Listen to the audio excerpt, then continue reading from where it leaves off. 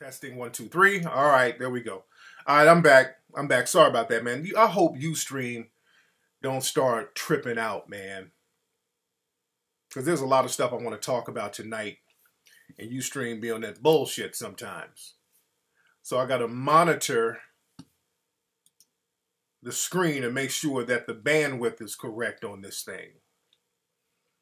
So sorry about that, family. Some Ustream, they're on that bullshit. So, yeah, I'm going to talk about the Aaliyah movie. I'm about to talk about that in a minute.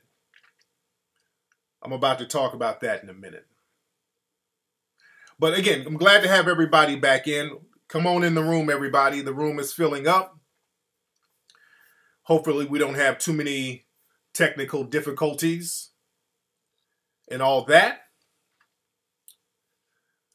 And again, like I said, I want to thank all the people who came out to my lecture in LA yesterday. Great turnout, man. The people were wonderful. It was all gravy. And let me see who's up in the chat room. We got a lot of folks up in the chat room right now. The chat room is filling up. People are piling up in it. And like I said, we're going to talk about that Aaliyah movie in a minute. And we might have a new Crispy show later on in the show today, by the way. Again, let me let the room get to about 1,000 people. Then I want to get into the whole Aaliyah thing. Because I know social networking, they've been going in on that. Social networking, the social networks, they've been going in on that. Before I get into all that, shout out to my man Jason Black, the movie 7 a.m. That's coming pretty soon. 7 a.m. Y'all look that up on Facebook.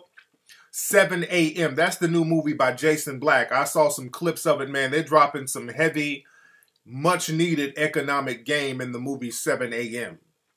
So when that drops, you guys, it's mandatory for you to see that movie, man. They're dropping heat. Umar Johnson is in it. Claude Anderson is in it, man. It's much needed information about what we need to do to get our financial game up, man. So movies like that, man, we got to support them so we can continue to make movies like that, dropping that hot fire. So 7 a.m. by Jason Black. That's going to be coming out pretty soon. I need to find the website to that. Is there an official site? If you guys have a site, please post that up in the chat room. Check it out. Search it on Facebook, 7 a.m. movie. Search it on Twitter, 7 a.m. movie. But it's going to be on and popping. And like I said, family, if you can't see or hear me, just refresh your page. And hopefully that will clear everything up. But no, when we get to 1,000 people in the room, that's when I'm going to talk about the movie. That's when I'm going to talk about the Lifetime movie, and people have been going in on that. Don't forget to go to melanoidnation.org. Melanoidnation.org. It's up and running, man. I'd like to thank everybody who's donated to Melanoid Nation, man. We came out the box blazing, brother. So with Melanoid Nation, that's popping. We got some good things we're going to start doing around Christmas. I want to put together like a food and a toy drive. Hold on, let me allow links real quickly. Hold on.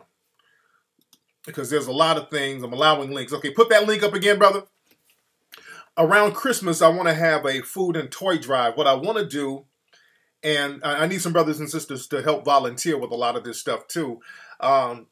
I want to connect with some bookstores in certain cities where we can actually have the canned goods and the toys where people can go pick up everything. Thank you very much, Sid Black. The website is 7ammovie.com. 7ammovie.com. Y'all go to 7ammovie.com. But what I want to do with the nonprofit organization, we want to put together a food drive. Probably what I would do is have different cities simultaneously have drives, for, like do it a one-day event. We'll have something at one of the bookstores we're connected with in Chicago. Have something at my man's bookstore, Nubian bookstore in Atlanta. Have people come in there. We got to pick a day. Probably have something at one of the bookstores out here in Long Beach. I'm connected with a lot of people out here in the book game. Find a book distributor in New York or somewhere, or a venue where people can go for one day to pick up canned goods and toys. So we need to politic on that and see how we can flesh that out. So brothers and sisters who want to volunteer, hit me up at info@tariqelite.com or melanoidnation@gmail.com. Yeah, we might have to get it popping down in St. Louis too. And shout out to my writers, man. A lot of brothers and sisters have been working with us, getting stories popping on the Melanoid Nation website. Great articles, man. We're bringing that heat. We're bringing that heat in some of those articles, man. So check those articles out at melanoidnation.com. We put up an article yesterday about Darren Wilson because, again, a lot of people are saying that the grand jury is deliberating and they might not indict Officer Wilson, and that's a very high probability. And one story we put up on melanoidnation.org, I keep saying com, but it's .org, melanoidnation.org. One story we put up, I want you guys to check it out. You know how they kept saying that Mike Brown attacked Darren Wilson and he beat him up, and the cops were saying that Darren Wilson had all these bruises and his face was all swollen. We put a video up on melanoidnation.com of Darren Wilson right after the encounter with brother Mike Brown. Darren Wilson didn't have a damn scratch on him. Go look at the video. There's not one scratch on Darren Wilson. No bruised face or nothing. So again, they're playing that little con game. They throw a lie out there, and then all the white supremacists rally around that lie. And I want to see how they weasel out of this one. Because the video shows that Darren Wilson, I think he's coming out of a police station and he's going to the they made him go to the hospital so they can build this story around him getting beat up and all that. But you can clearly see the man doesn't have a swollen face, none of that. None of that. So we got to understand how this game, it rolls. We got to understand how this game works out. All right, we're almost at 1,000. We're getting heavy up in here. We're almost at 1,000. But again, some other things that we're going to do with Melanoid Nation family, because we're set up, the nonprofit corporation, it's set up to give microloans to people who want to start little businesses or any kind of business. And you know, microloans, we can give out like $2,000 here, probably 5,000 here, 3,500 there. And what I want to do, we want to have a set of brothers or sisters or people who are trying to legitimately get a business off the ground to put together a business proposal and a video of you selling your idea. Let us know what you're trying to do and if you're serious about it. And what we'll do, I will start playing the videos here live on Ustream, and then you, the listeners, can help me judge and figure out who's the best person to give a microloan to, whose business might be something that's tangible. You understand what I'm saying? So we might do that pretty soon as well. I'm thinking about doing that around January.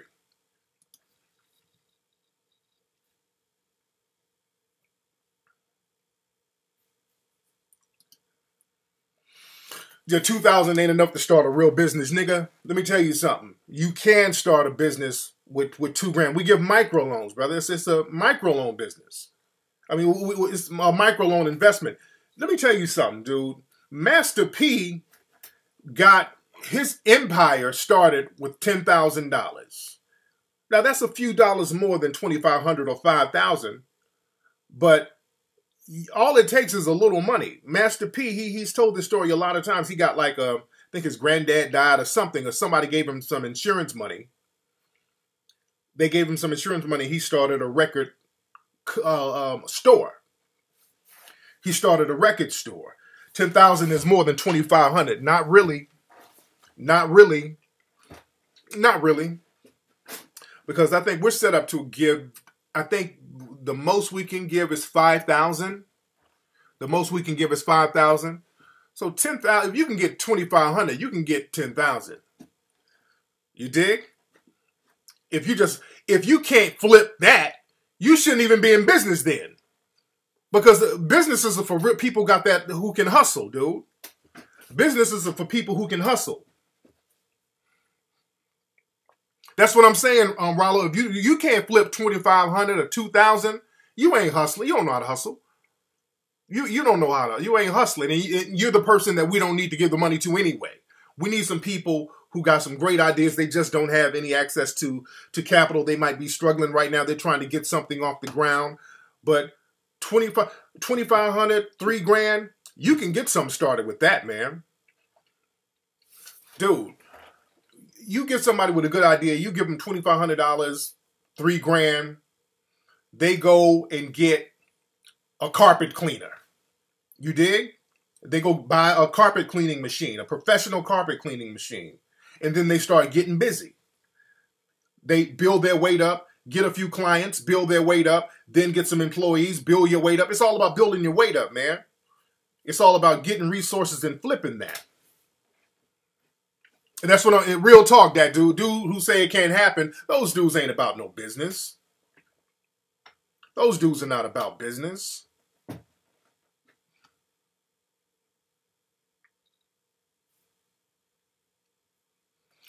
That's how drug dealers get started, man. A lot of drug dealers, you don't start off in the game with no kilos.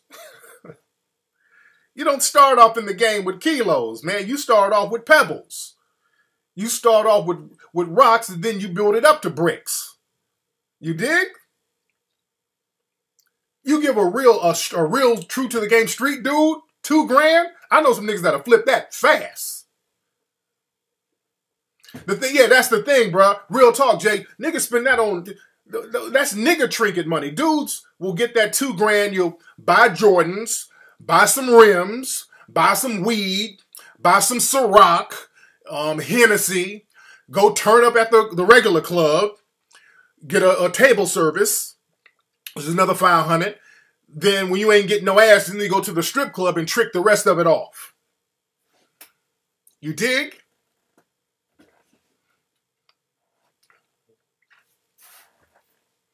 And then be broke, talking about how come ain't nobody giving me nothing.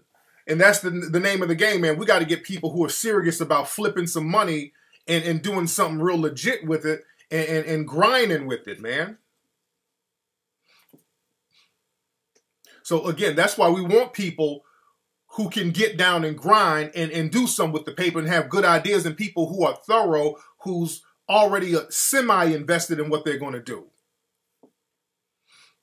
But again, like $10,000, that's a little more than 5,000. That's a little more 2,500. But Master P built a multi-million-dollar empire on that $10,000.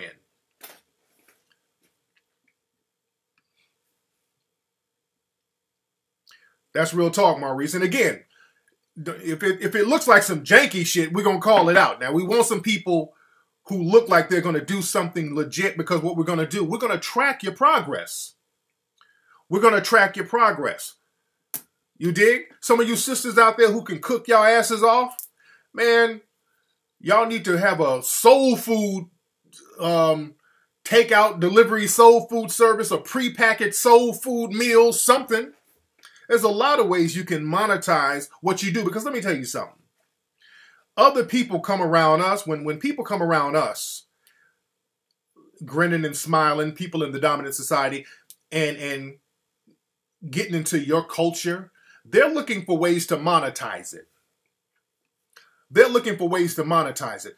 Dudes out there, for example, you're a dude out here who's, you're a coon. Whatever your name is, saying that 2,000 or 2,500 is not enough. You're cooning. But a dude who has art skills, a dude who can draw, some dude who might have been locked down and learned how to do tattoos in prison. Dude, you can use $2,000 or $3,000 to get you a tattooing machine, get you a tattoo gun or whatever they call them, rent a space at the swap meet. There's swap meets out here around the country that's, what, $500 a month? Dude, I'm telling you, I can monetize any skill. You show me what you can do, I'll show a cat how to monetize it. I'll show a cat how to monetize it. And that's what we got to do, because dudes out here thinking you got to ball out and all that. No, you got to start small. See, the thing is, a lot of cats don't want to start small. You look at a dude balling out and you want to start where he's starting because you want some hater shit. You don't want to start. You don't know the dude who's balling out now. You don't know what dude did to get to his status.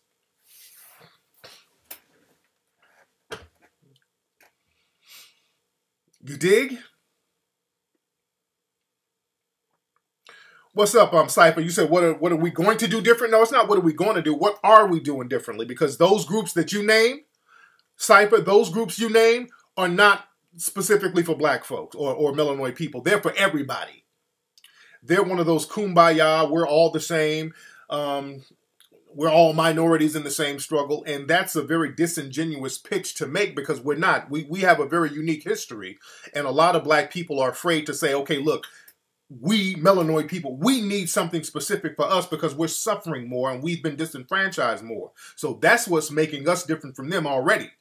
We letting you know we're for Melanoid people worldwide, people who've been systematically disenfranchised by white supremacy. We're looking for people in our community to lift us up and to do business and to empower ourselves as a group. So that's the thing that's different. And again, we're talking about economic empowerment. We ain't talking about civil rights. We're talking about economic empowerment. And we're putting together strategies that these organizations, I haven't seen any of them do that and really get down and chop up game with brothers and sisters out here, regular brothers and sisters who are trying to get in the business game.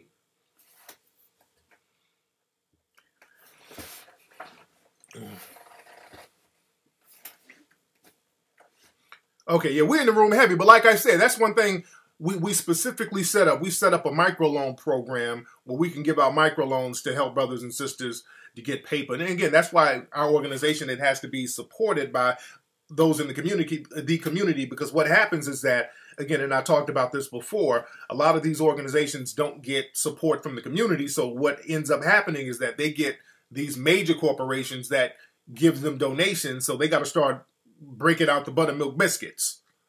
You dig? They got to start tap dancing and all that. And it's not about helping the community. It's all about being a front group so that a major corporation can say, hey, look, we gave money to such and such black organization, and that black organization is full of tap dancing coons. You understand what I'm saying? People like Donald Sterling or whatever, when they get caught in a scandal, they run out to such and such black organization and give them a couple of dollars, and the board of directors come out there tap dancing. Oh, I know Master Sterling. I know his heart is so good. He's a good Christian. No, enough of that bullshit. Enough of that. That ain't what we're trying to do. And that's why it's important to support what we got popping. That's why it's important for us you got to support what's popping. You got to support it. We out there putting in the work. Support that. And see, a lot of black folks get in a bad habit of not supporting that.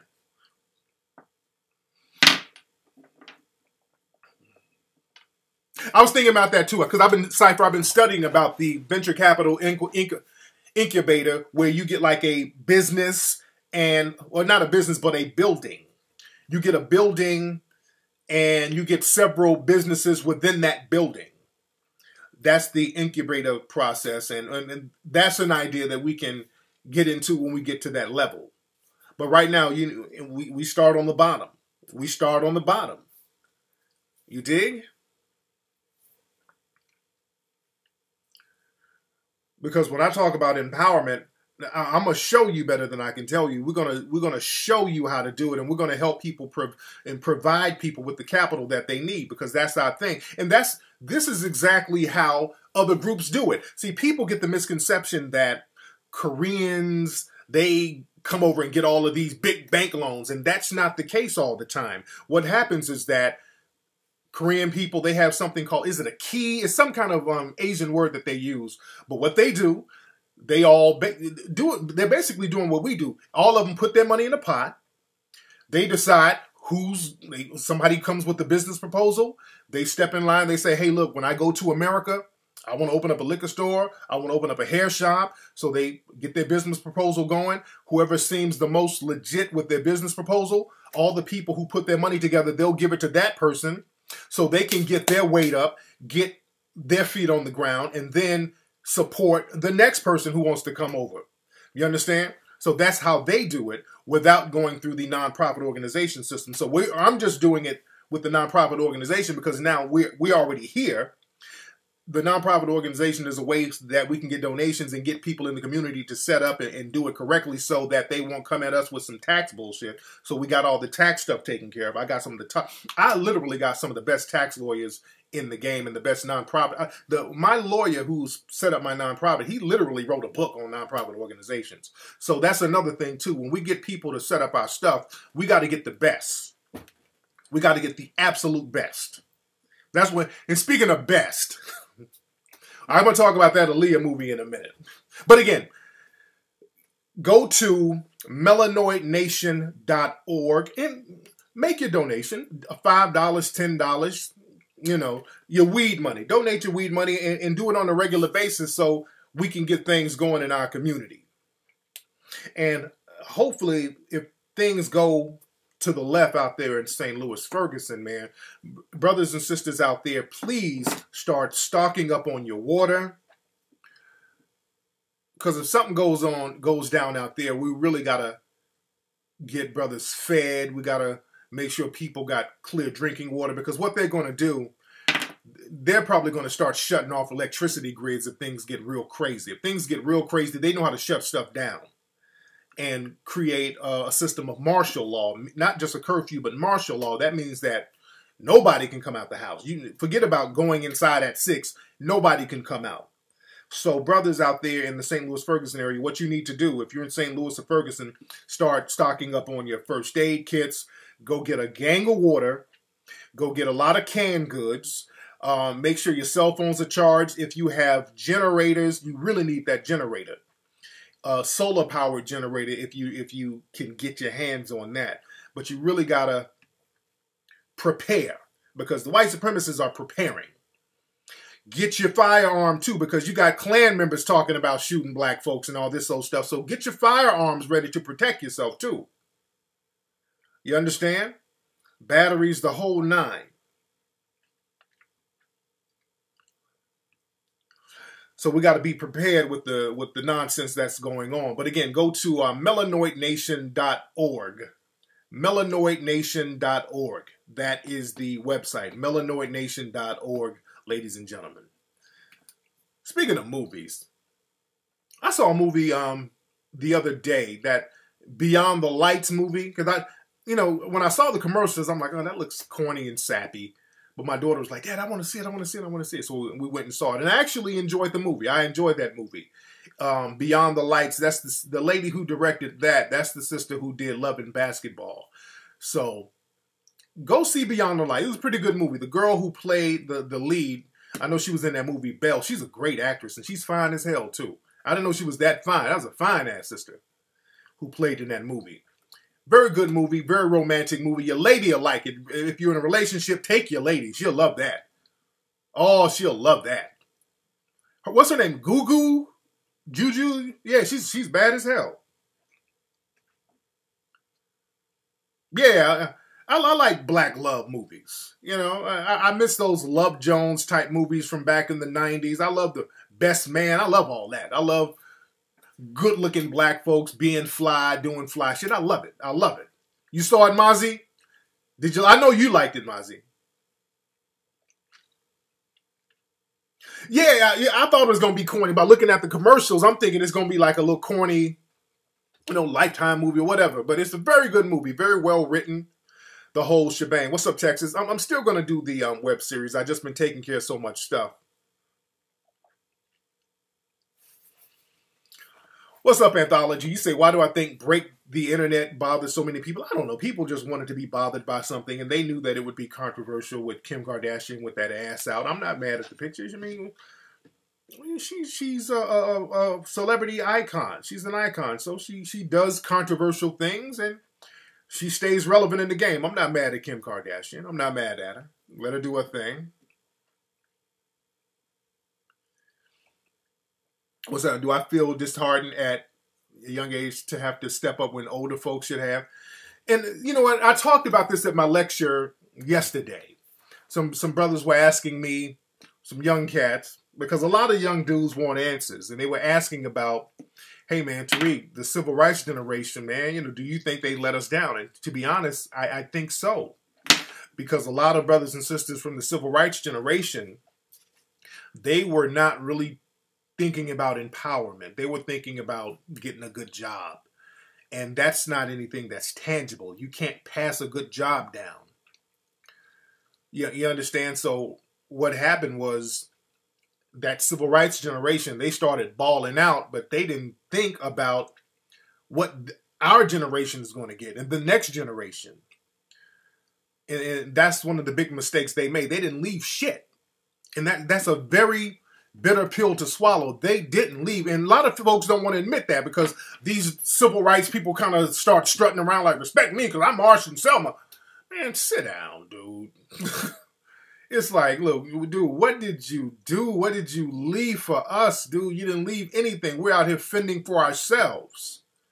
And, you know, fortunately, those of us who try to halfway figure it out, you know, I do my best to break the game down and pass the information to save the next young dude, because that's what I do, man. I try to save the next young cat from falling into traps and pitfalls. I want y'all to hear the lecture I did last night in South Central, man. You know, I'll humbly say I was spitting some hot ass fire. Who went to the thing last night?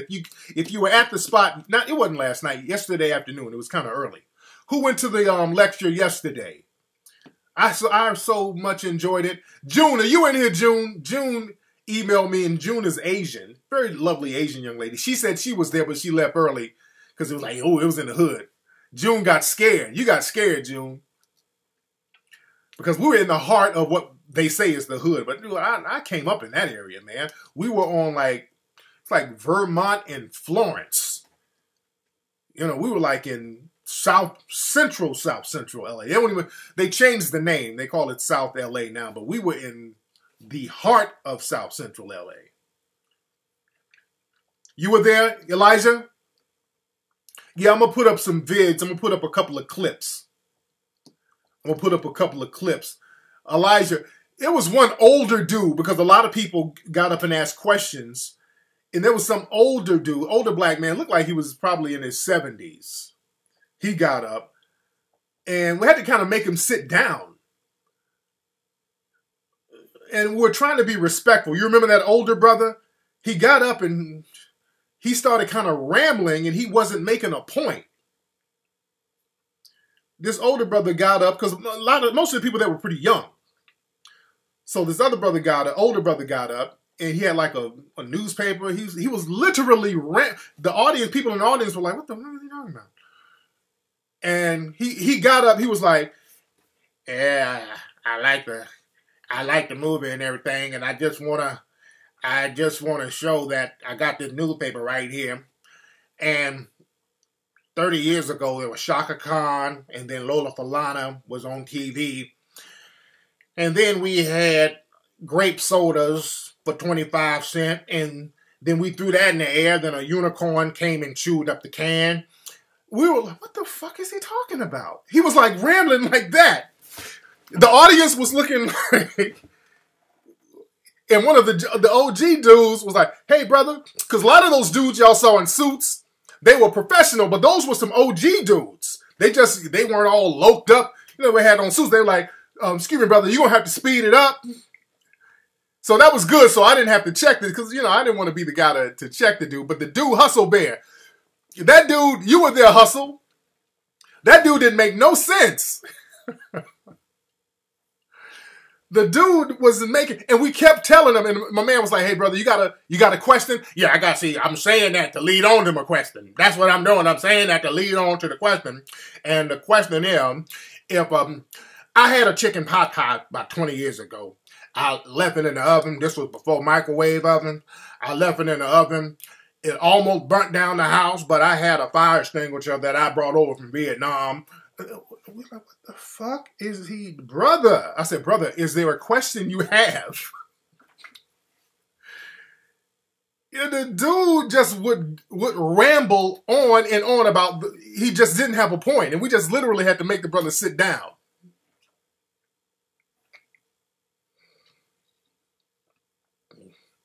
Because we had to let him know we had a time constraint. You know, we're trying to get as many people in. You know, we had shown the movie, which was an hour and a half. Then I spoke for, like an hour, I think.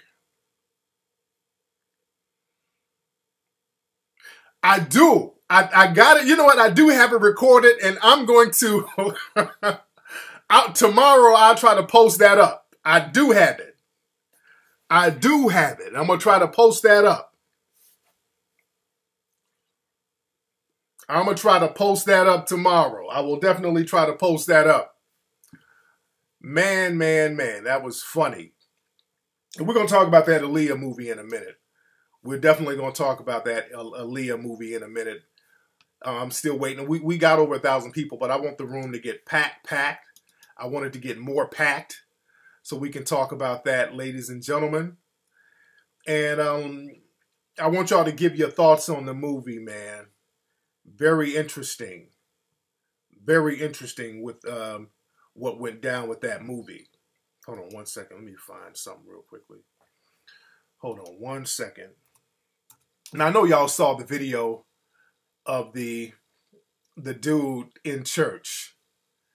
I know y'all saw the video of the dude in church.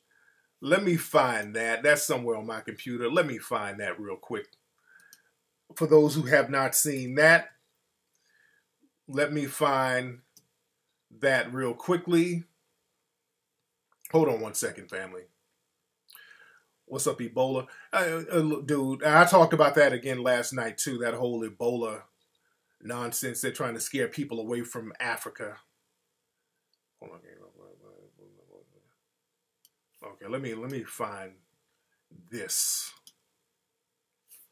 Okay, so hey, I know y'all have seen this video by now. What did you come here for? What did you come down here for? Tell me. To get delivered more. To get delivered. Do you believe that the Lord tonight has set you free? Yes, sir. Turn around and tell those people. Tell them. I'm not gay no more. I am delivered. I don't like men no more. I said I like women. Women. I said women. I'm not gay. I would not date a man. I would not carry a purse. I would not put on makeup. I will love a woman. Now listen, y'all praise God with him. Hold on, wait a minute. Hold just 1 minute. Now either you gonna believe this stuff or you ought to stop preaching it. If you can't praise God with him, you're an unbeliever. Now somebody believe God with him. Hey!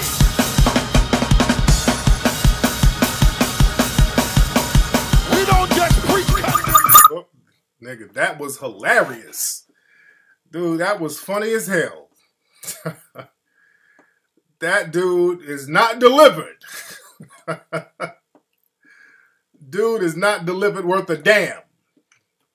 My dude is not delivered. But let me talk about that. Say Don Lemon texted him in the middle of his speech. Hilarious. Let me talk about, real quickly, we got to talk about that Aaliyah movie. Now, for those who have been living under a rock for the last couple of days, the Lifetime channel put out a movie about the life of Aaliyah. They put that out last night. And the Twitter and the social networks, they've been going in on this movie because it was horrible. And it was horrible because there was no love in the film. DeMarcus Day was a great film. That wasn't a great film. Let me tell you some of the reasons why that movie was so bad. Now, a lot of people are talking about the casting. There's so many things that was wrong with that movie. That movie, And you got to understand the Lifetime network. The Lifetime network, most of their movies, it has an anti-male slant.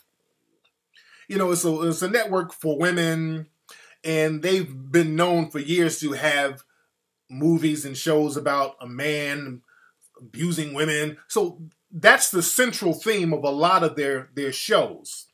It's about exploiting the abusive male.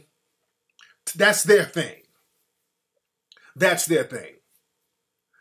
And this movie, that was the real reason they put it out.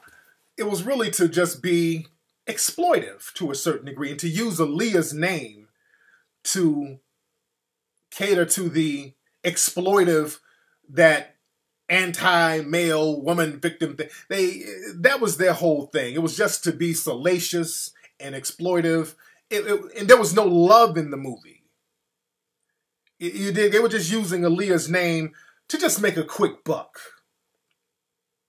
They were using Aaliyah's name to make a quick buck.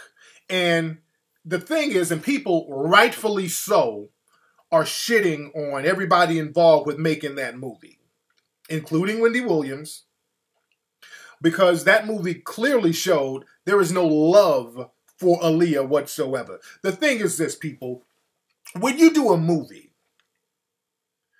when you do any kind of film project, or any kind of project, but a movie, a documentary or a biopic, in order for it to really, really work, there has to be a certain level of love in there.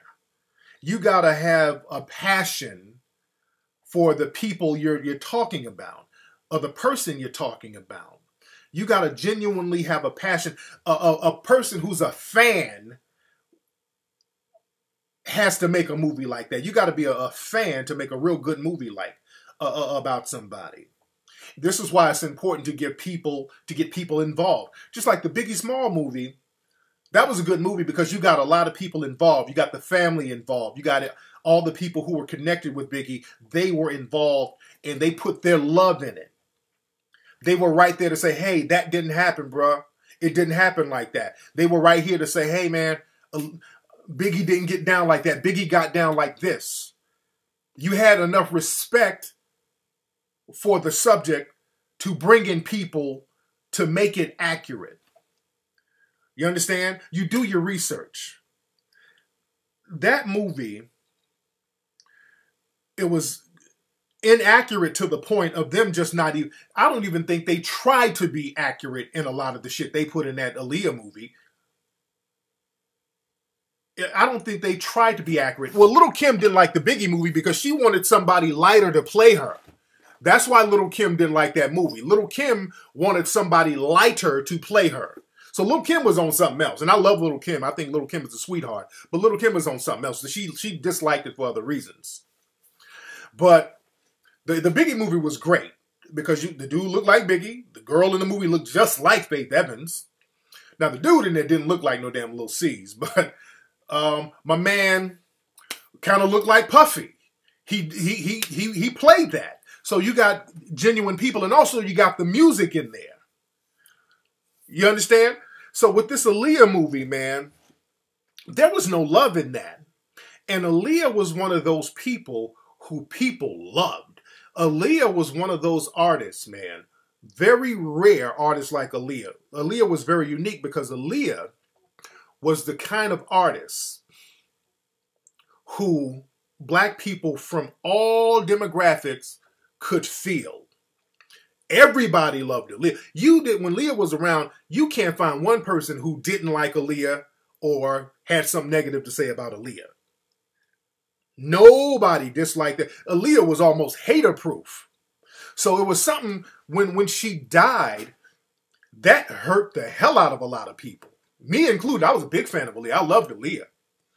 And that really, really hurt a lot of people when she died. It's different from like when Whitney Houston died. And we love Whitney Houston, but Whitney Houston, we knew she was on drugs and, you know, she was going through some things. And then when she eventually died, we were hurt, but we were like, but she was kind of living a hard life. So we almost expected it to a certain degree. And even when Left Eye died, we were hurt by that. But Left Eye was troubled And Left Eye had been doing a lot of things, and that hurt people. But we're like, okay, Left Eye was on a path of destruction. You know, we loved Left Eye, but Left Eye was in different controversies and stuff like that. But Aaliyah, nothing like that. The only controversy she was in was the R. Kelly thing, and she was still the victim in that to a certain degree because she was underage. But Aaliyah was somebody that people loved. And the reason why you loved her is because she was one of those few artists, like I said, who could be glamorous and still have that girl next door vibe. And that's very rare. She was the kind of person that bougie black folks could hang around or wanted to hang around. And also girls in the hood around the way girls would want to hang around too. Because see, Beyonce, and I love Beyonce, but Beyonce doesn't even have that quality because Beyonce is more of a goddess. Beyonce is like up here in the stratosphere. So it's like if Beyonce tried to play the girl round the way girl thing, it wouldn't be authentic. Beyonce is like goddess, glamorous, you know, that type of thing, which is good. Which is good.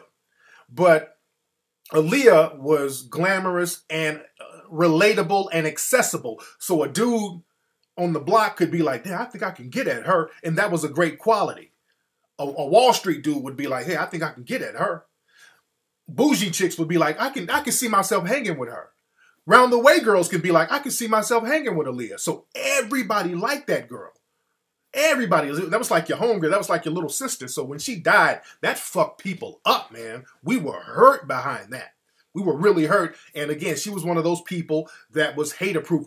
Nobody ever said anything negative about that sister, ever. So she was really genuinely loved.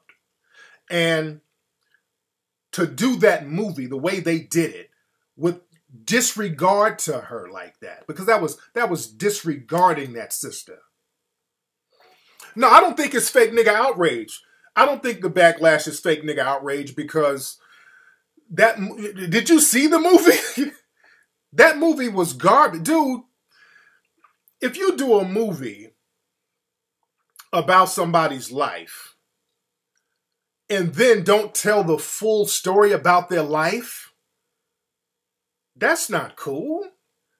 The girl who was in the movie, they finally found a girl who kind of looked like Aaliyah, so they could pass her off as looking like Aaliyah. But, well, the girl in the movie last night, she couldn't really dance. Not shitting on that girl, and I know how hard it is to kind of cast people. That girl couldn't dance for shit last night in the movie. Aaliyah was a great dancer. Aaliyah was getting it in. Aaliyah was smooth with it. This girl was flicked as fucking hell last night on that show. This girl danced like she was constipated. I'm like, God damn, man. I'm like, give us something. If you want to bring Aaliyah back into our lives, give us something. You're bringing this movie, you're bringing Aaliyah back into our lives. Don't bring back some half-ass bootleg version. And they couldn't even use the music because the family was like, we ain't fucking with this. So they couldn't use the music. So they weren't even using Aaliyah's hot songs. The only songs they could use were songs that were remakes that she didn't write. They used like the Marvin Gaye song. They used Let Me Know, which was written by the Isley Brothers. So they couldn't even use her hot joints. So now I'm looking at a flicked ass girl who, a decent actress, but she can't really dance, who ain't really singing the songs I want to hear. So what the fuck is this? And on top of that, the people they cast for the movie, because I know they probably had a time struggling casting the girl who's going to play Aaliyah, but the nigga they got to play R. Kelly, it was hard. The people they got in the movie didn't look shit like nobody. The nigga they got for R. Kelly looked like the singer Joe. He didn't look or sound like R. Kelly. The nigga had a prosthetic bald head that you can clearly tell was a prosthetic bald head. I'm telling you, we're looking, it's like a train wreck. It was a train wreck and a boat wreck and a plane wreck written all together. And the dude playing R. Kelly was whack. The nigga they got playing Damon Dash, they got some big, tall, skinny nigga who looked like Chico DeBarge playing Dame Dash. Like, come on. Dame Dash don't act nothing like this dude. And what really killed it was the girl they got to play Missy. That killed it for everybody. Because they showed some dude, some fake Timberland. All they did was get a light-skinned dude. And you can clearly tell they had some non-black casting director with that all niggas look the same look. All we got to do is just get a light-skinned, dark-skinned person. That was the criteria. When they said we need to cast somebody for R. Kelly, they just looked at all the dark-skinned niggas on the list. That's all they did. I can clearly tell a suspected white supremacist cast that movie. Who got that all black folks look alike thing. Okay, Damon Dash, he's kind of light. Let's cast the light-skinned guy. Missy, she's kind of brown, dark. Let's cast the brown. That was the only criteria. The person they got playing Missy, now this is supposed to take place in the mid-90s. They got a chick as Missy Elliott who was 102 pounds wearing an Adidas suit. They got a bony-ass chick to play 1996 Missy Elliott. Any halfway fan of Aaliyah knows that Missy Elliott didn't look like that then or now. Really, she don't look like that now. What a casting director did, some lazy bastard up at the Lifetime channel got on the internet and Googled Missy Elliott, saw a recent picture, and cast somebody based on that recent picture. That motherfucker didn't even bother to look and see what she might have looked like in the 90s. That's why I'm saying they didn't even try with that. There's no way you could not found a chubby motherfucking chick with a finger wave somewhere around this bitch. You could have found a chubby chick with a fucking finger wave who could act, because the girl didn't have that many lines. The girl didn't have no lines at all, hardly. Dude, it's like when they did that, I'm like, they're not even trying. They're not even trying to cast this thing correctly.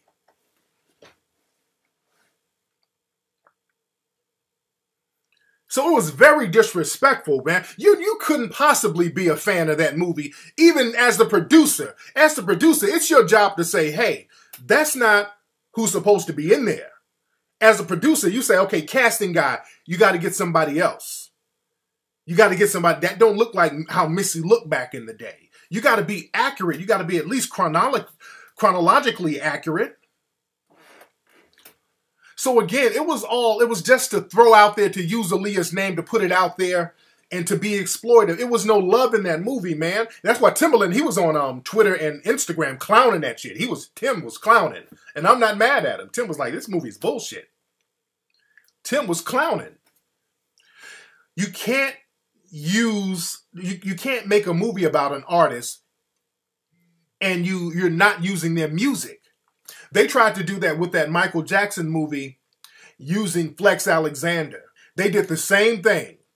Y'all remember that movie with Flex Alexander? Flex Alexander don't look nothing like Michael Jackson. Why they got brother Flex Alexander, I don't know. They had Flex Alexander with this white makeup on. It was horrible. Only thing they knew about Flex Alexander, he could act and he can do a Michael Jackson impersonation. And in that movie, they were casting people who looked crazy as hell. They cast this lady who didn't look nothing like Elizabeth Taylor. They cast this woman who didn't look shit like Janet Jackson. And look, people, if you do a movie and you're not allowed to use the music, just don't do the movie, man. I wouldn't do it if I'm not allowed to use the music. I wouldn't even disrespect the memory of the person that we're trying to so-called honor. Dude, that's what I'm saying, dude.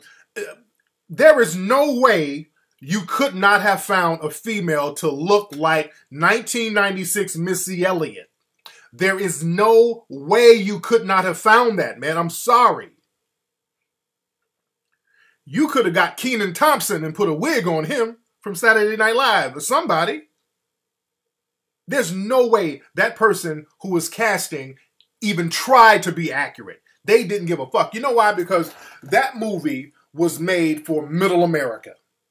That movie disregarded the real fans of Aaliyah. That movie was made for middle America, the white housewives and people in Montana and Idaho. It was made for middle America so that people who don't know Aaliyah, they might have heard her name or whatever, but they don't really know her. So somebody sitting in Idaho, they're looking like, oh God, This is interesting right here. They don't know.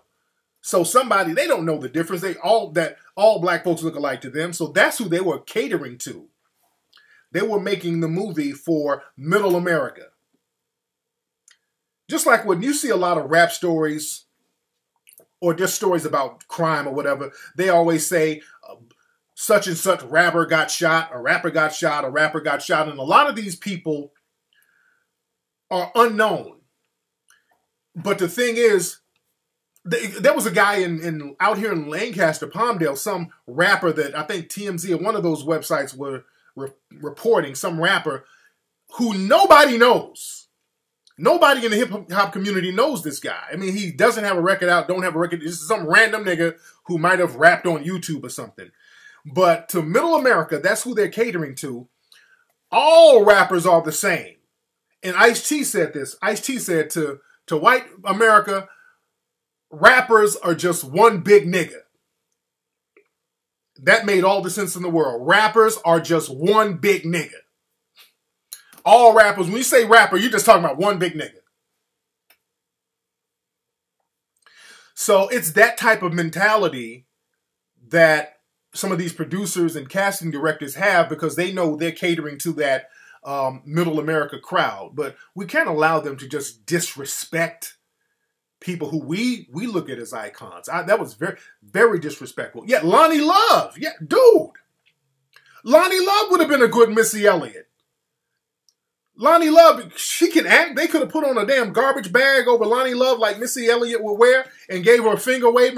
Lonnie Love would have been perfect for that.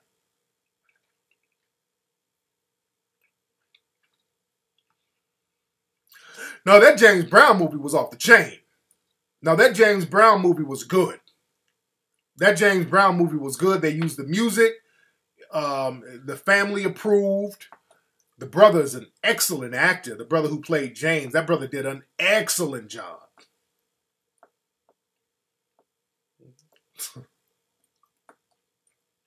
The TLC movie was good. The TLC movie was good because, again, TLC, they were involved in it. The girls in the movie, they had love for the people that they were portraying. That movie was accurate. The Lil Mama looked just like Left Eye in that movie. Old girl looked just like T-Boz. Keke Palmer kind of looked like Chili. Carl Payne, he played the great L.A. Reid. The chick played a great Pebbles. So that was a good movie. I know Pebbles was pissed. Pebbles was pissed, but that girl did play a good Pebbles. You can say that Iyanla could have done Missy. Leave Iyanla alone. I love Iyanla. Y'all leave Iyanla alone. I like Cadillac Records. Cadillac Records was good. That brother did a great job as Muddy Waters. I can't wait for the NWA movie, too. That's going to be a good one. I can't wait for that. But that brother did a great job as James Brown, man.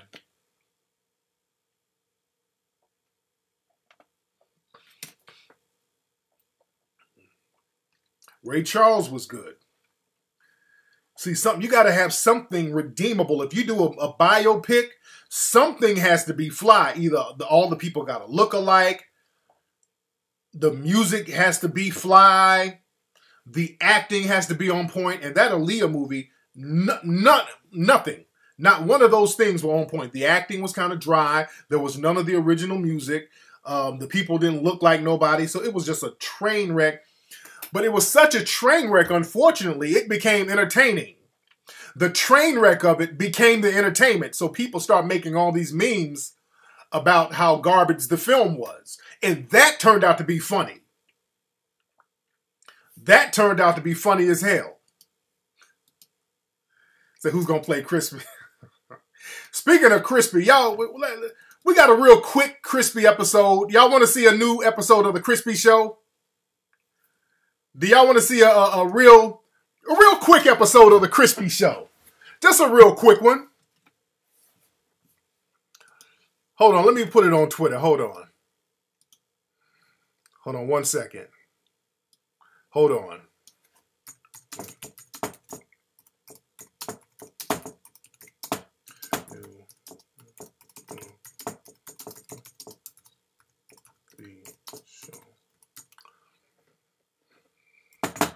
All right.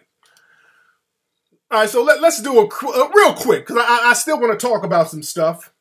So we'll do a real quick episode, because people have been asking about a new episode of The Crispy Show. I just put it up on Twitter. Y'all need to be following me on Twitter at Tariq Nasheed if you're not following me on Twitter. Follow me on Twitter at Tariq Nasheed, ladies and gentlemen. All right?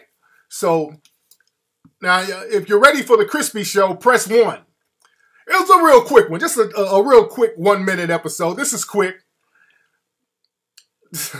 If you're ready for The Crispy Show, ladies and gentlemen, because we haven't had one up in a couple of weeks. Just haven't had time. But if you're ready for The Crispy Show, everybody press 1. All right, here we go, y'all. Here's the latest episode of The Crispy Show. You want to see a person who hates his race and you're looking high and low? Well, look no further. You're in the right place. Welcome to The Crispy Show. What up, everybody?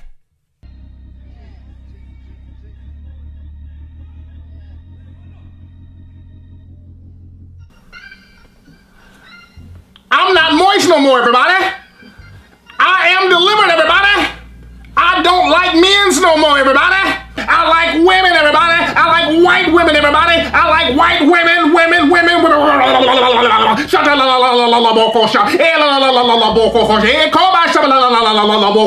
Everybody. I will not carry a purse, everybody.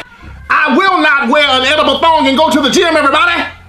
I gotta do a praise break, everybody.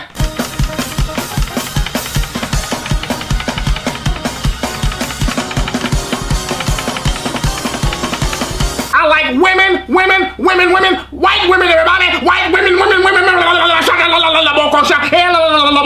I will not get a blow-up doll that looks like Chris Brown and put KY jelly around the mouth, everybody.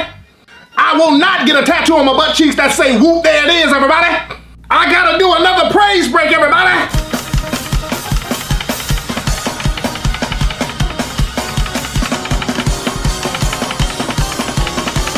Hallelujah. I will not give strange men's hand jobs for rent money, everybody. I will not go get my prostate checked when I know ain't nothing wrong with me, everybody. I will not let strange men comb my taco meat in the middle of the night, everybody. I will not fantasize about Trey Songz putting edge control gel around my hairline, everybody. Praise break, everybody.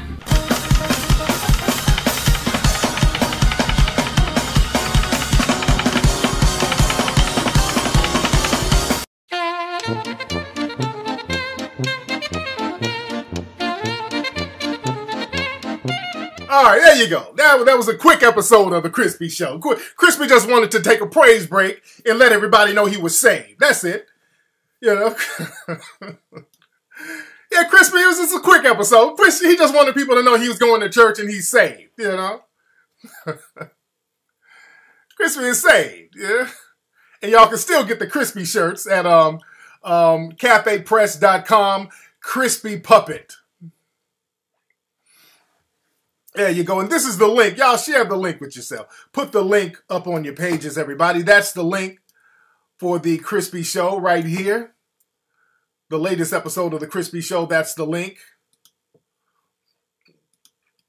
That is the link for The Crispy Show, ladies and gentlemen.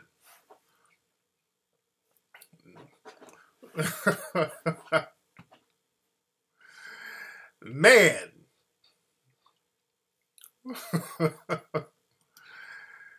Yes, indeed. So definitely get those Crispy shirts.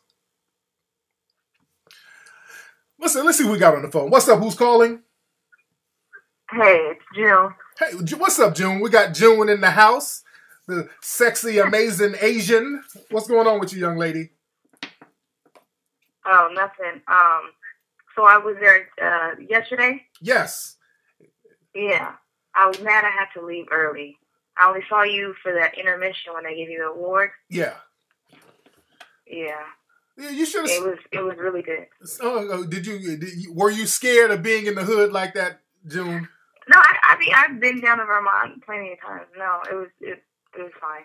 Oh, okay. But it was in the hood though.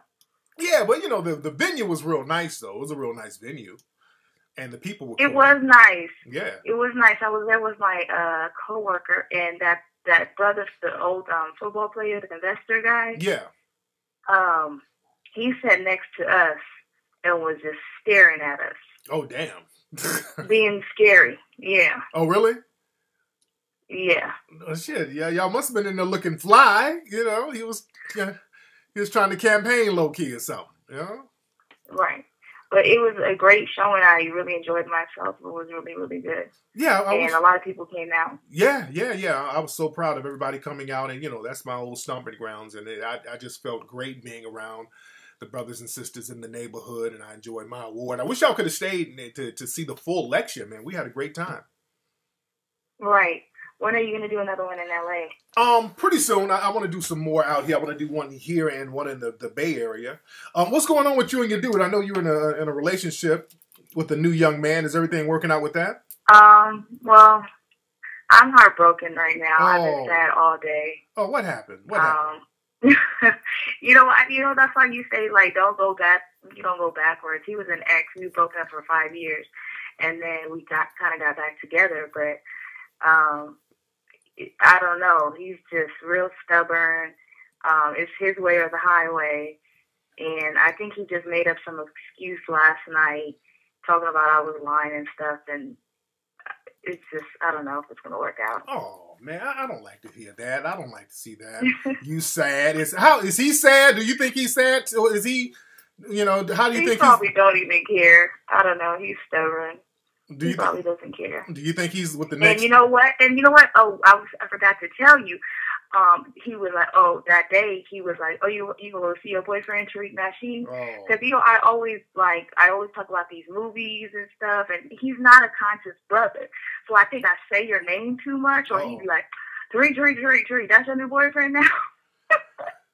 Sometimes your significant others, they think they can read your thoughts. They know who they think you might like. Because my lady does that. Because we were watching the Husbands of Hollywood on TV, and Sanaa Lathan got on screen. And the minute she got on screen, my lady gonna look over at me like that. What, you looking at her? Like, how you? I'm like, what? No, what? What you talking about? In my mind, I'm like, oh, damn, Sanaa's fine. So I'm like, she read my fucking mind. Because I'm like, Sanaa's fine as hell. But, exactly. Yeah. So I'm just saying, like, I don't know. He's not a conscious brother. I really tried to, like,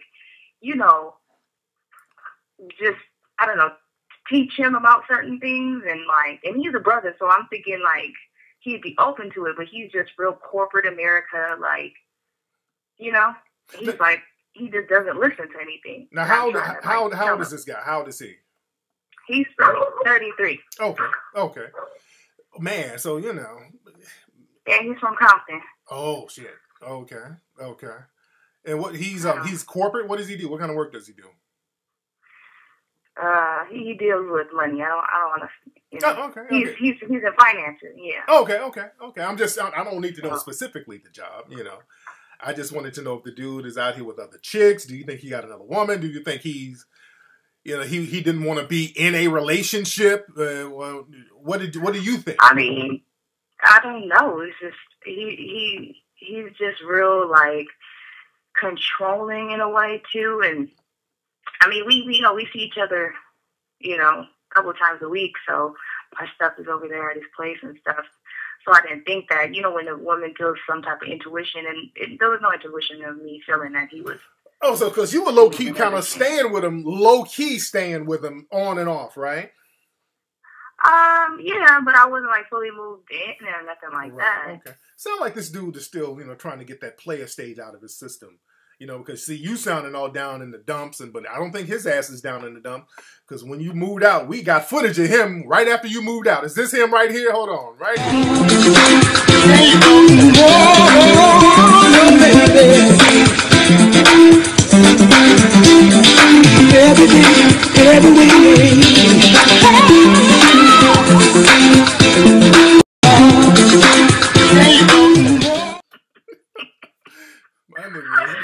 My nigga celebrating his wife beater. Yeah.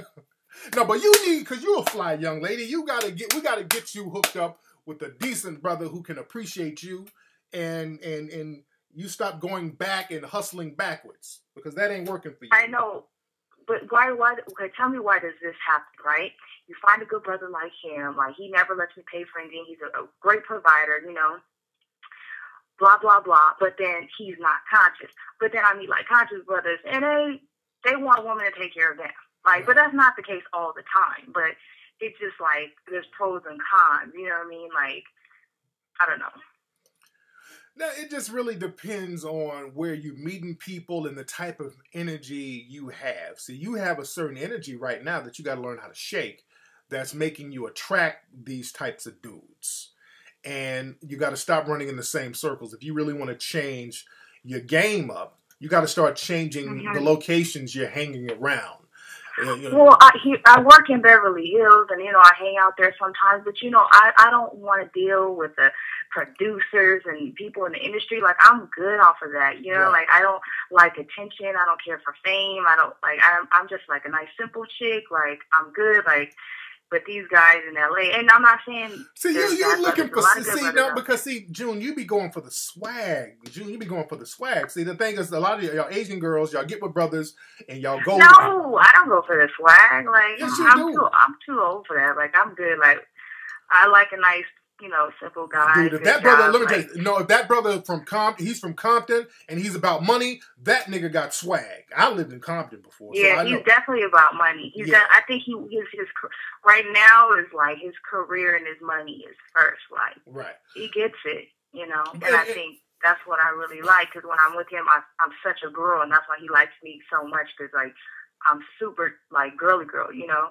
Yeah. So, but don't try to force nothing, you know. Sometimes when you try to force something, and then when you try to force a situation and you say the guy is all about control, that's challenging a guy when you're trying to force certain things, because you're chipping away at his control. They want to feel like they're making the decision to take the relationship to another level. So it's a very delicate balance there. But again, I would say just kind of chill out for a minute. Don't pressure the guy. Just chill out. No, I'm good. Yeah, you're I didn't do anything or nothing. Yeah, don't. I didn't do anything wrong, so Nah, I think he's just making excuses to kind of like make it look like a bad person so we could break it off, you know? Oh, okay. Yeah, when people start doing that, you might be a little too smothering. So you're gonna want to chill out on that. You're gonna want to chill out. And I wasn't too smothering. No, yeah, you don't know that though. You don't know that. You know, Okay. he might think that you say, well, I'm just doing what girls supposed to do. But in his mind, you might have been a tad bit too smothering. So you might mean well, but you might be a little smothering sometimes. So again, and again, I don't know, because you look fly and all that on Instagram and everything, but shit, I don't know what you look like in the bedroom when doors are closed. You know, you take off your. I know, I'm good. He doesn't even want me wearing makeup. He's like, babe, he's like, stop wearing makeup. I'm like, okay, well, I wear makeup and stuff like that to work and stuff, but like, he doesn't want me wearing makeup. Like, I'm like, okay, like, so, I look nice without makeup, so. Okay, so when that's cool, but if you walk in the bedroom looking like this, hold on. Yo soy la pequeña Amy Winehouse. They tried to make me go to rehab. I said no. Y me siguen gustando los vicios. Yes, I've been black. Dude, but you're gonna be all right, June. You are going to be all right. Just chill out. Just focus on getting your shit together. And, oh yeah, definitely. Yeah, just don't I'm even. I'm still sad though. Yeah, I understand, but yeah, don't even trip on that. Don't trip on that. Don't let old dude know you're sad. Don't do that. Don't let him know you're sad. Keep your game face up, and do you, and don't give any impression that you're being like a pressuring chick. All right? No, I'm not. Yeah, yes, I'm good. All right. Thank you for the call, dear. All right, thanks. Yes, indeed. June is a sweetheart. June is a very lovely young lady too. Very lovely young lady. Yes, indeed. Some other stuff I want to talk about. We got to talk about some other things. We in the room heavy. And don't forget, man, go to TariqElite.com to get that gear, to get those clothes, to get that fresh gear. That's TariqElite.com, ladies and gentlemen, to get that gear. And don't forget to go to melanoidnation.org, ladies and gentlemen. We got to talk a little bit about Bill Cosby, fam. We got to talk a little bit about Bill Cosby. They're throwing Bill Cosby's ass all the way under the bus. They're throwing Bill Cosby under the bus, and it's kind of sad. You know, Bill has said some very questionable things lately, and it's still sad to watch Bill get thrown under the bus by the dominant society. With Bill Cosby, they dug up some lady that he may or may not have known 30 years ago, and now she's claiming rape from 30 years ago. And this is why I do what I do. Brothers and sisters, this is why I don't play this little game where I'm going to be tricked into believing that I don't have a lottery number that cannot be called. I know I can get called anytime by the white supremacist lottery. Thank you, Mozzie. The Melanoid Nation, we got some very good sites. We got very good brothers and sisters writing for the Melanoid Nation site, and we're bringing that heat. But they're giving Bill that work. They turned on Bill, man. They turned on Bill. They're canceling his TV appearances. After all these years, Bill allowed himself to fall for that fucking trick. I don't know why black people keep falling for that trick, man. The dominant society. And for years, Bill has been, not challenging white supremacy. A lot of people criticize Bill for not being down in certain movements. Bill has, eaten Jell-O pudding pops. In the 80s, he was controversy-free. Bill didn't get into any controversies. Bill was America's dad. Bill was the non-threatening black person. Yeah, they protected Bill until they no longer had any use for him. So Bill got into a position when he got older. Bill became known for reprimanding a lot of black comedians. Eddie Murphy talked about that in the 80s. In his comedy routine, Raw, he talked about being reprimanded by Bill Cosby. That was Bill's thing, reprimanding comedians, calling them up and like, you shouldn't do this and all this. And when Bill wanted to buy NBC, they kept sending him little messages. No, Bill, we're not going to let you get to that level of power. We're not going to let that happen. And the older Bill got, he got on this whole thing where the white supremacists would promote him and put him in the media for down-talking black people. And that has been his recent claim to fame. The reason why he gets put in the media now, and he was seen remotely relevant within the last 10 years, was because he would make these disparaging remarks about black people, and the white supremacists would run with this, and they would run these stories, and he's like, okay, this is going to keep me relevant, then I'm going to keep on doing it. And they were setting him up, man. They were setting that brother up.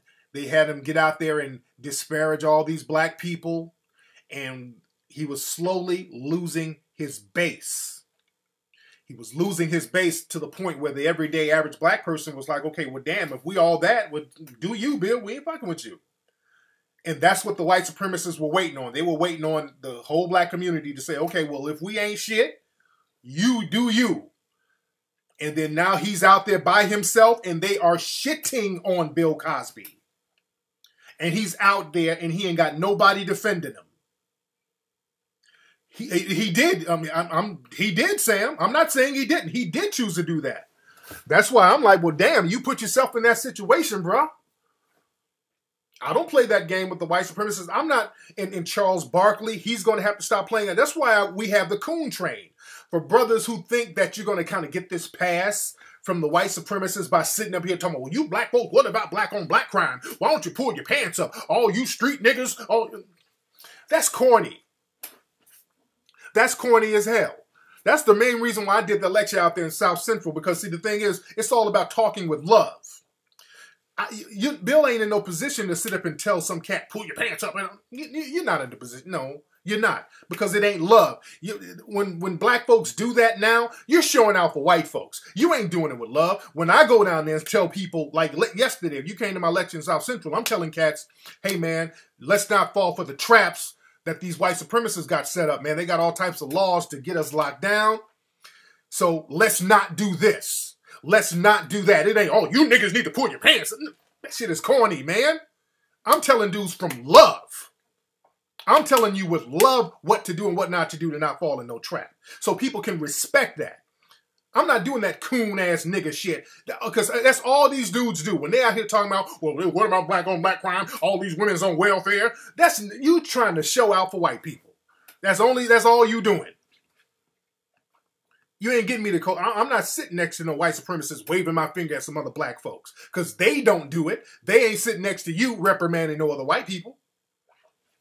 And Charles know better, man. Charles Barkley knows better.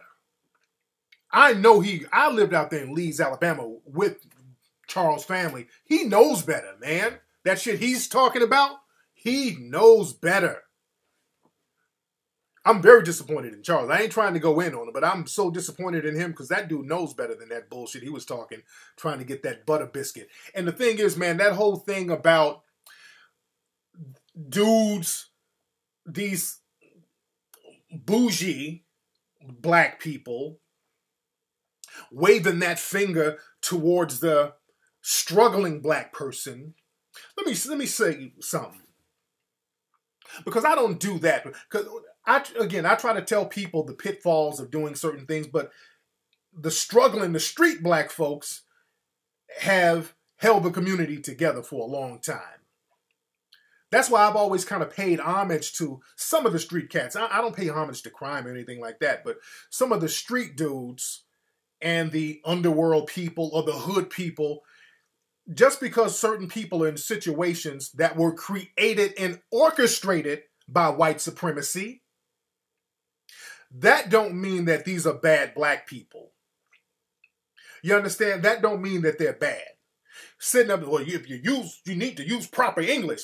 The reason why that kid who's 8 or 9 ain't using proper English is probably because we haven't created an economic base where we could put teachers in there that gave a fuck about him to teach him how to talk English correctly. Instead, we sit up and let white supremacists come in these neighborhoods, miseducate these kids and funnel them in special education. So there's a reason why that kid can't talk English instead of waving your goddamn finger. There's a reason why the kid is sagging because he's part of a gang or whatever, because he needs a gang to protect himself, because there's no protection entity in the black community, because people are out here banging on each other, because there's no economic base in the community. So we're going to talk about it. Let's put everything in context. Don't sit up there and think that you're going to be like this little honorary white supremacist. Look, I made it. How come you niggas ain't making it? It's that bullshit, dude. Can y'all see me? We good? We good? If y'all can't see me, refresh your screen. If you can't see me, refresh your screen. But let me tell you something. Those people that these bougie niggas try to reprimand, these dudes keep the community they've done a lot of good things based on what was given to them. You understand? There's some cats in the community, man. This dude may have been in and out of jail, but that hustler gave you some money when your kid got in an accident and y'all needed some money for medical help. That street dude or that hood rat gave somebody a place to stay when you lost your job at the Fortune 500 company and you were on your ass and about to sleep in a shelter. You understand? So I'm not here to shit on people who are in certain situations because, again, we're all dealing with white supremacy and we're dealing with it on certain levels. But the brothers who put the thing together yesterday, these were some hardcore dudes. The brothers who put the event together yesterday, my lecture, they got a nonprofit organization, but some of these dudes are like original Crips, old fucking G Crips. They started certain Crip sets. You can't see they had all their tattoos covered up because they're professional dudes. And a lot of street dudes, if you give them an opportunity, you can see how they can handle business. These were street dudes, extremely professional. Everything was handled professionally. But most people don't know that. You think of some former street dude, you think it's just a nigga walking around with a blue bandana all day. These dudes know how to handle business when they get the opportunity to do so. So that reprimanding thing, that's corny as hell. And shitting on black people who are not in certain positions, that's corny, man. I try to give game because look, I've been this shit. I've been homeless. I've been broke. I lived in Compton. I lived a few blocks away from where I did my lecture last night. I lived out there, right in that area. I lived in a shelter, dude. I lived in a homeless shelter. I lived in So I've been there. And at that time, I wish I had more people breaking the game down and kind of giving me a blueprint. And truth be told, the only ones who gave me halfway of a blueprint were the street dudes. You understand? So we got to stop that because a lot of the people in the so-called hood, when you were hungry, it was that lady in the hood who you can go by her house and she give you a few chicken wings. She give you some soup. It was that lady who you trying to shit on who can't speak English good. That lady fed people in the community. You know what I'm saying? It was that dude, that alcoholic dude who's out there in the corner, but that nigga fixed your car. That he know how to fix alternators real good. Your car was broke down and you ain't have no money. You bought that nigga some Wild Irish rolls and he fixed your damn transmission. We all know a nigga like that. We all know somebody in the hood when your car is fucked up. You give a nigga a bottle of fucking Ripple, he'll fix your whole car. You dig?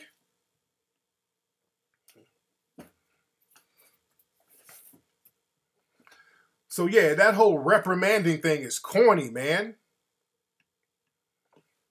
Yeah, those hood hookups, man, we needed those. We needed those hood hookups.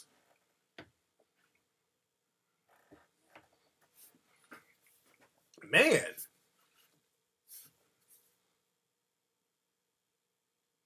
Shout out to the Bay. I got to get up there to the Bay, man. I really got to get up there to the Bay. Also, another thing I want to talk about. I put up a story on my Facebook page. Y'all need to follow me on Facebook if you're not following me. On my Facebook page, there was this black lady who's married to a white guy. And this particular black female, she's connected to the Stop Street Harassment campaign. She's connected to the Stop Street Harassment campaign. And fortunately, the majority of black women aren't down with that bullshit. And that's what I respect. Fortunately, the majority of black women have enough sense to not be down with nothing like that because the majority of black women are smart enough to see, okay, this is kind of a hustle that's going to affect all of us. Unfortunately, you have a very small handful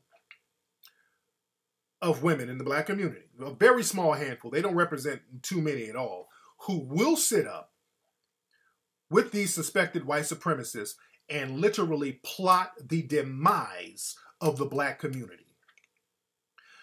And I've always said, any of these females out here who pretend to be black feminists, and this is another one of those females, she's pretending to be a black feminist, and she's not really a feminist, by the way. She's working with Stop Street Harassment. She's with her white husband. And, you know, the Stop Street Harassment is known, and it's just been proven at this point, for targeting black men negatively and biasly. They've been targeting black men. She put out an article complaining that when she is out with her white husband, people think she's a prostitute. And why are people so racist towards her? I'm educated. I have my degree. I have this. I went to this school and I'm out with my white husband and people keep thinking I'm a prostitute. Here's the world's smallest violin that I'm playing. I'm playing the world's smallest violin for your ass. Fuck out of here. See, you think you can cut these little deals and get you a day pass for white supremacy? You sit up knowing that they're plotting against black men and you sitting up here thinking that you're going to be all cozy and secure and then get upset when they turn on you. Now they're treating you like a bedwench because that's exactly what technically they look at a bedwench as, a prostitute. So now they're turning their racism onto you and now you want to cry foul. Wham! That's the little baby inside me crying for you. Wham! Fuck out of here. Zero sympathy from me. Give me the link to the article, family. Somebody please find it for me quickly. I think it was, they put it in the Washington Post or something like that. Please give me the link. She's mad now. She sat up here thinking she's going to get a day pass to be a white supremacist, and now they ended up turning on her. And now you want sympathy. Somebody please put that link up. I'm not people like saying, oh, she's ugly and all. I won't even get into that. That's not my thing. That's whatever.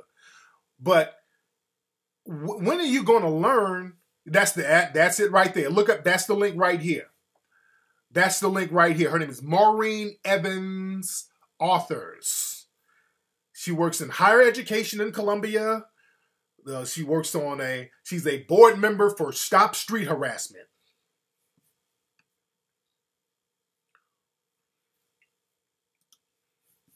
And that's the interesting thing. For some reason, these people who want to play that bedwench position, they think that they're not going to be judged. They think if they sit up and co-sign stereotypes about black men, those same stereotypes won't be used on them. That's the biggest mistake y'all keep making. The same negative stereotypes they have for brothers, they have the same negative stereotypes for sisters. We're all in the same boat. We ain't cutting no deals. Men or women, because a lot of black men try to do this. They try to cut deals and coon and tap dance, and we see what happens. Oh, she got her wake-up call. See, a lot of them are getting their wake-up call. You think just because you get to lay up with this white dude, and again, if you want to date interracially, knock yourself out. Just because you date interracially, that doesn't make you a bedwench. What makes you a bedwench is if you're dating interracially and now you're trying to turn against other black folks. That makes you a bedwench. Because what they'll try to do, some of these lying trolls, they'll try to say, well, Tariq is saying that black women who date interracially are bedwenches. Nope. Dating interracially does not make you a bedwench. There are a few black women who date interracially and they still have a clear idea of who they are. But you do have people who date interracially, and they will sit up and turn on black folks, black men and women, like it's nothing. What's up, DeMarcus? What's your question, brother? But when you get your wake-up call, don't start running down, hey, black people, they're practicing racism on me. They're not letting me date my white guy and be a bedwench. No, it don't work like that. And then when black folks turn on you, as they should, don't cry foul. See, the thing is, people want to shit on black folks until the white supremacists take a chunk out of their ass. See, that's the problem. And men and women, not just women, because I got on the dudes too now. I talk about these dudes out here cooning. These dudes are cooning up black folks. Y'all ain't shit. You got to pull your pants up. You got to use proper English. And then when the white supremacists take a bite out of your ass, all of a sudden you show up with a kente cloth. Assalamu alaikum, brothers. What should we do as a community? Stop, dude. Stop. Stop. All right, Knight, I'm going to check that out.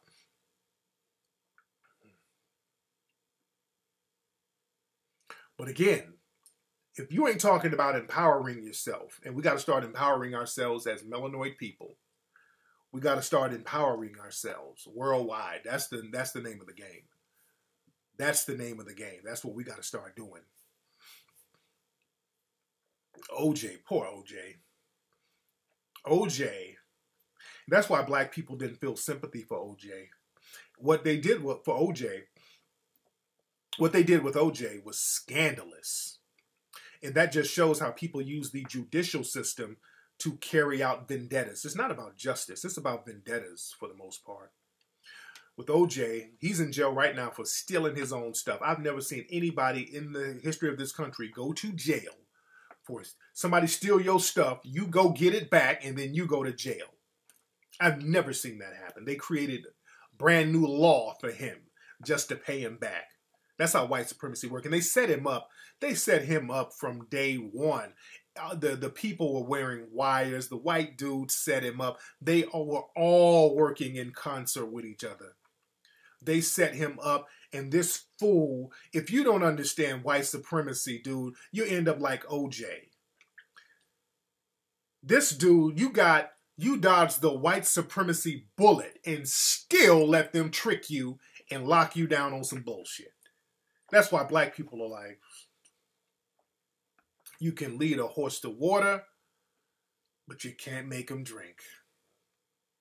You fell for the okie doke. They set, dude, when the dude came, if a dude came to me, hey, OJ, I can get your stuff back, my red flag would have went up. He did that to himself, man. That's why we're like, dude, if you haven't learned, dude, people, let me explain, brother. White supremacy is not always nigga, mean, nigga. No. They know better than to do that. The white supremacists, they know how to be smoother. They know how to be more cunning. They know how to come to you with a smile on your face. Your game has to be a little crisp to peep it. But OJ is from that generation. There's a lot of black people. When white people smile in his face and people like that, they just melt. It's just like, oh, I feel so warm inside. They like me. They still like me. Because after the trial, many white people said they didn't like me, but there's still white people who like me. So black people's desire to be liked by white supremacists, that's been the biggest downfall of a lot of black folks. That's been the biggest downfall, that wanting to be liked. And nigga, OJ, at least Michael wised up at the end. Michael said, fuck this. I'm going to Bahrain. I'm going to Dubai. I'm getting the hell out of here. I'm getting some connections with other countries. Michael wised up. He's like, I'm going to get a black doctor. Unfortunately, he got Conrad Murray's ass. So you got to watch not only the blacks around you, but you got to watch the people around them. You got to watch the people around the blacks you hanging with. Man. Y'all can email me at info@tariqelite.com. But we got to stop falling for the okie doke, family. We got to stop falling for that okie doke.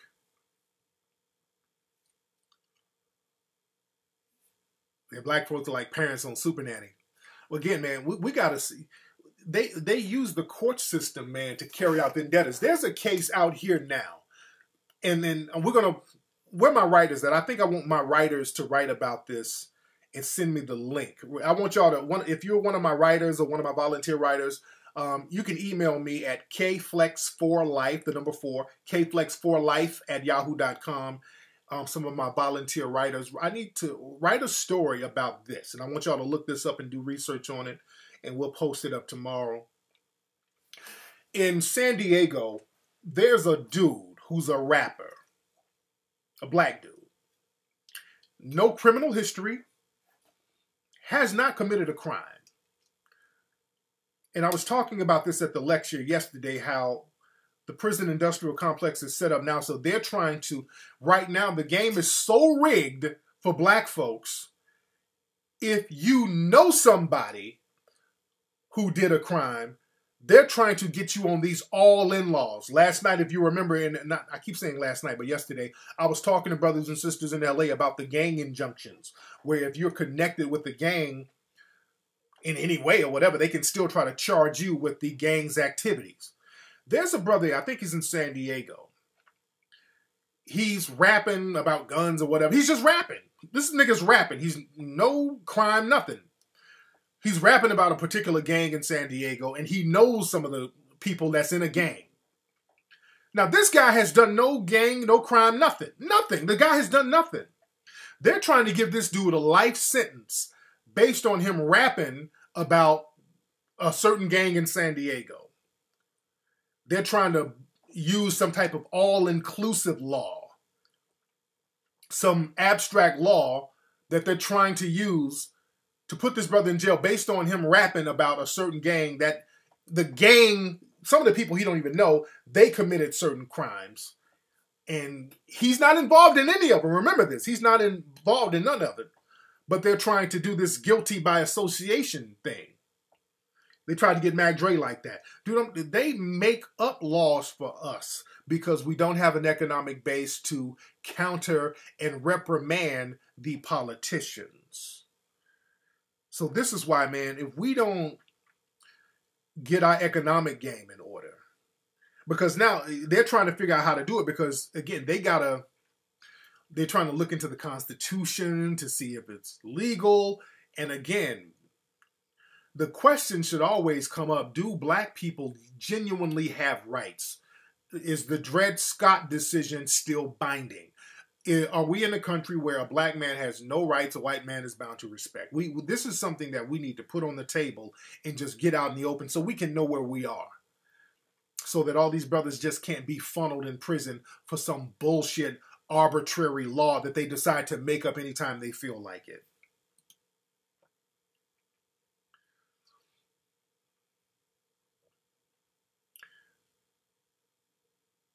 Yeah, it's crazy. They can literally make up laws about you at any given moment. So we do have to think globally. We got to think globally, and it's imperative that we get our money game together. It's imperative that we get our money game together. You're in the military down near Ferguson, and white people at work are talking crazy out of fear. They saying how slavery got things down. I don't get that comment, how slavery got things down. That's the story right there.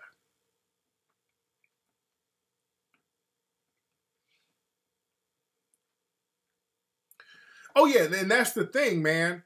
They're going to keep making these laws because the prisons are already built. The thing is, black people are not committing crimes like that. Black people are not committing crimes like that. Black people are pretty much, trying to chill out and trying to find something legit to do because we know the traps out there. Now that black crime is actually down, they have to make up crimes now. That's why they got these crazy ass all-in laws. So now if one person commits a crime, that's why they were promoting that knockout game. So if some random nigga hit somebody, if he was with other people that day or at that moment, they want to charge the whole block with this game. That's a whole trick, man. We got to stop falling for the trick, and we got to stop with the coons. When they start co-signing that, you got to out these coons and call these little raggedy coons out who co-sign that. Oh yeah, prisons they got to keep them filled. It's mandatory to keep them filled. Yes, indeed. We still heavy in here. We are still heavy in here. Anyway, family, let me get up out of here. I got some shows to watch, ladies and gentlemen. I got a lot of shows to watch. We are in here heavy, man. We were in here heavy tonight. All right, let me play some music. We'll keep the music going on Tariq Elite Radio. So y'all don't go nowhere. Wait about 10 to 20 seconds. The show is going to stop. We're going to get the music playing, and you guys just enjoy yourself listening to tunes and chopping up game among yourselves. And go to melanoidnation.org. Make your donation. Again, I want to chop up game with brothers and sisters on how we can come up with ideas on getting a food and toy drive for the holidays. If you are a business in certain cities and you know of a business in certain cities that we can have the drive-in in your city, email me at info@tariqelite.com or email me at kflexforlife. And let's chop up game and let's politic. All right? I'ma holla.